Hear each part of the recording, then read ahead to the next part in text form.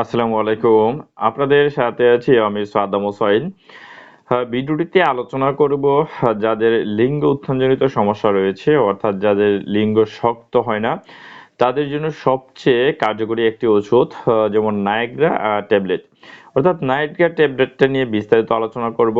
Niagara tablet কিভাবে কাজ করে এবং এটার ডোজ কি অর্থাৎ আপনারা এটা কিভাবে খাবেন। নায়াগ্রা একটি ট্যাবলেট, এটির যদি আমরা জেনেটিকে নামে আসি তাহলে এটা হবে সিডেনাফিল সাইটেড এবং এই ওষুধটি সাধারণত 50 এমজি এবং 100 এমজি আকারে পাওয়া যায়। ওষুধটি তৈরি করেছে ডেল্টা ফার্মা লিমিটেড এবং এই ওষুধটির দাম প্রতিটা ওষুধের দাম 20 টাকা। তাহলে নায়াগ্রা ওষুধটির সাধারণত যে জেনারেল পরিচিতি সেটি বলা হলো। এখন যদি আমরা নায়াগ্রা ওষুধের ইন্ডিকেশন অর্থাৎ কি কাজে আমরা খাবো সেটাই বলেছিলাম যে ইরেকটাইল ডিসফাংশন অর্থাৎ যাদের লিঙ্গ উত্থানজনিত সমস্যা রয়েছে বা যাদের লিঙ্গ শক্ত হয় না তারা এটাকে খেতে পারবেন। এছাড়াও যাদের পালমোনারি আর্টেরিয়াল হাইপারটেনশন রয়েছে তাদের জন্য এটি কি খুবই একটি কার্যকরী ওষুধ। যদি আমরা অ্যাডমিনিস্ট্রেশন বা খাবার নিয়মে বলি সেটা খাবারের সাথে বা খাবার ছাড়া যে কোনোভাবে এটাকে খাওয়া যায়। এখন অ্যাডাল্ট ডোজে যদি কথা বলি অর্থাৎ ওরাল ইরেকটোরাল ডিসফাংশনের যারা প্রাপ্তবয়স্ক রয়েছেন অর্থাৎ যাদের লিঙ্গ উত্থানজনিত সমস্যা রয়েছে, যারা প্রাপ্তবয়স্ক তারা যৌন মিলনের প্রায় 1 ঘন্টা আগে 50 মিলিগ্রাম এবং পিনাল প্রতিক্রিয়ার উপর নির্ভর করে এটার যে ডোজ সেটাকে সামঞ্জস্য করতে পারে। সর্বোচ্চ 100 মিলিগ্রাম পার ডোজ এবং এর বেশি নেওয়া উচিত নয় এবং আপনি 24 ঘন্টার মধ্যে কেবল এটাকে একবারই গ্রহণ করবেন। বয়স্ক এবং যাদের 65 বছর বয়স রয়েছে তাদের ক্ষেত্রে নিম্ন প্রাথমিক ডোজ এটা 25 মিলিগ্রাম দিয়ে শুরু করতে হবে। আর যাদের হেপাটিক বৈকলাঙ্গ রয়েছে বা লিভারের সমস্যা রয়েছে তাদের প্রাথমিকভাবে 25 মিলিগ্রাম দিয়ে শুরু করতে হবে।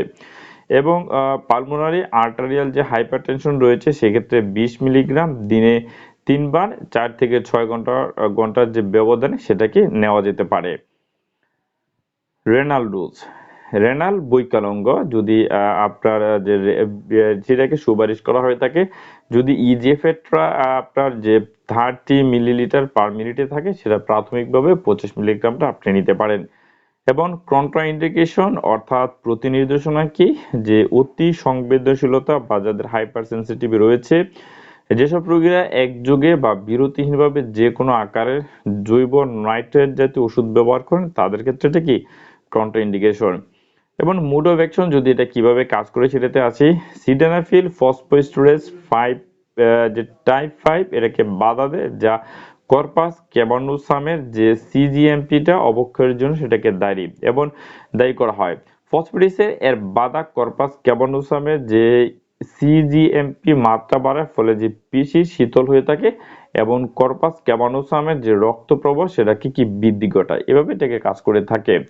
যদি আমরা সতর্কতাতে আসি অর্থাৎ যদি সতর্কতাটা বা প্রিকশনটা কি হতে পারে, পুরুষাঙ্গের শরীরবৃত্তীয় বিকৃতি বা এমন অবস্থা যাদের পিপিএজম যেমন সিকেল সেল অ্যানিমিয়া, মাইলোমা বা লিউকোমিয়া রয়েছে তাদের এটা হতে পারে। এমন রোগীদের ক্ষেত্রে এটা ব্যবহারের ক্ষেত্রে কি সতর্কতা তৈরি হয়েছে।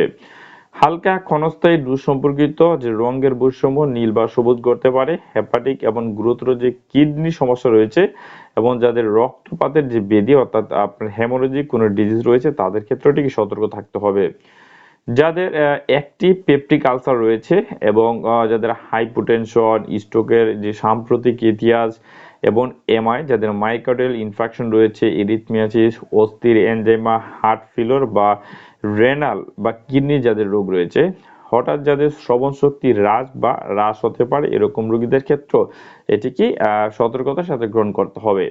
যদি আমরা সাইড ইফেক্ট বা পার্শ্ব প্রতিক্রিয়াতে আসি অর্থাৎ 10% এর মতো যেটা হয় মাথা ব্যথা সেটা 7 থেকে 6%, 1 থেকে 10% যেটা হয় সাথে সেটা ফ্লাশিং 4 থেকে 10% হয়, এপিস্টাক্সিস অর্থাৎ নাক দিয়ে রক্ত আসতে পারে 8%, ডিসপেপসিয়া 4 থেকে 8% হয়ে থাকে, যাদের ইনসোমনিয়া বা অনিদ্রা হয়ে থাকে 6%, এরিথেমা 5%, ডায়রিয়া 4%, মাথা ঘোরা 2% এবং ত্বকের ভিতরে ফুসকুড়ি হতে পারে 2%।